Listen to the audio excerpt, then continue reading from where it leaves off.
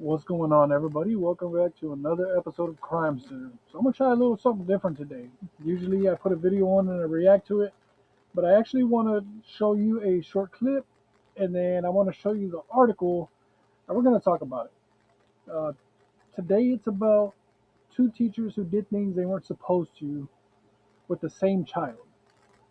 So this child got abused twice, and let's get into it. Raising concerns about mandatory reporting requirements after two teachers at Centennial High in Peoria were accused of sexually abusing a student. While both lost their job, neither one's been charged or arrested, and child advocates say the principal knew and did not tell police. So there's enough evidence for them to throw these accusations out there, and it was enough heat for one to get fired and the other one to quit before they got fired. And if they're saying that the principal knew this was going on, they have to have some type of proof. But all of this is allegedly for now. You know how that goes. Nobody's been charged, which is the sad thing. And so far, nobody's in trouble for anything. It's just like women can go and abuse children and it's fine. But you let that happen with a guy and a child, and you're gonna be dealt with badly. Michaela Marshall went to the county attorney for answers. What boggles my mind is, why is this an issue? Why is there any hesitation on people's part? Maricopa County Attorney Rachel Mitchell says under Arizona law, anyone who works closely with children is required to call police or DCS immediately if they reasonably believe a child is the victim of abuse, sexual abuse, or neglect. Reasonable belief is really one of the lowest standards you'll ever have. You need probable cause to get a search warrant. It's less than that. Mandatory reporters include everyone who works in a school, medical professionals, religious leaders, School employees, medical professionals, religious leaders, law enforcement. So they have a duty to tell if something is going on. A school employee, which would be the principal, he's still employed by the school, had the duty to go and tell on these two women, and I wonder why he didn't. Like, that's the question. Like, if you really think about it, why would a guy not go tell on two grown women that are messing with a student? What type of person do you have to be? Or do you have to be getting something in return for them two teachers? Is it some type of like bribe, or it has to be something? Are they related? Are they really good friends? I want to know what it is. in law enforcement. We put the onus on professionals, but parents are mandatory reporters as to their own child. And if someone does not report when they are a mandatory reporter, that's a crime. It's a crime. If it's a sexual abuse allegation that they don't report, it's a class 6 felony, which can come with prison time, probation, a fine. Mitchell said she could not comment on the Centennial High School teacher's case because her prosecutors are reviewing it.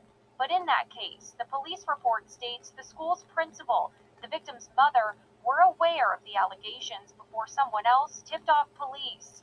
Peoria police submitted charges against both teachers. So the principal and the mother knew before anybody thought of calling the police? Like, what is this mom thinking? And I know there's people out there who think, oh, it's a high school boy, like, that's fine. He's probably happy. You don't know that, dude. You don't know that. Abuse is abuse. It doesn't matter. Either one of these teachers messing with a student is wrong. It wouldn't even matter if the kid was 18 yet. If he's still in school and that's a teacher, that's against the law. And I don't think that people should be glorifying some charges like this just because they think it's okay, because the teacher might look good, or because it's a girl on a boy. You wouldn't keep that same energy if the roles were reversed. If it was a guy and he was messing with a female student, everybody would be up in arms, having a heart attack, they would want his head. And it needs to be the same both ways. A child is a child. A student is a student. A teacher is a teacher. I would be mind blown if either one of these teachers has kids and then still did something like this. You got to be a special kind of messed up in the head for that, especially if they're married. God, every time you hear about these female predators, they always have kids, they're always married, and if you look at this one right here on the left, you can see somebody standing next to her. I wouldn't be surprised if that's her husband right there. But not against anyone who may have failed to report a crime because it did not meet the legal threshold for reasonable suspicion of abuse. It's very fact specific. We're going to have to take a look at that. Obviously, our main focus is going to be on the charges that are submitted to us in terms of sexual abuse. Since 2023, MCAO filed 7 cases against people who failed their mandatory reporter duties. 7 people? You mean to tell me that there's enough people at that number? Like there's that many pieces of crap out there that wouldn't tell if some kid was getting abused? That is shocking. I am very surprised at that. I thought maybe it just might have been this dumb principal, but 7 charges filed, and that's probably just 7 people that got caught. There's no telling how many other people there is that have never got caught. 2 additional cases were submitted this year and are currently under review. Oh my God. If somebody robs a bank and there's a lousy investigation, you don't interview the right people, you don't preserve the evidence, the bank was still robbed. But if you don't do a good investigation on a child abuse case, it's as if it never happened. And Mitchell says she expects a decision on charging the cases against the now former Centennial High School teachers in the next few weeks. We'll keep you posted as we learn more. Reporting live, Michaela Marshall. Arizona's family? Is that like a title she has or something? But anyways, I'm gonna keep up to date on this right here because I really want to know what happens to these teachers, and they better pay for their crime. If you go and you look back at my little older videos, you'll see I post a lot of these type of people, the ones that want to be abusive towards children. I got a lot of those videos. Go check them out, like, subscribe, all that good stuff. I like calling these people out. It's fun. And I think everybody should know their face. I think everybody should know what they did. Simple as that. And whenever you have law enforcement that's not properly doing what they're supposed to do, you have a principal that's not doing his job in protecting the kids at his school, when you got teachers not doing what they're supposed to do and they're abusing one of their students that they teach every day, something needs to happen because that's crazy. It's almost like that stuff's becoming, how would you say, like it's not that important anymore as long as it's a female predator.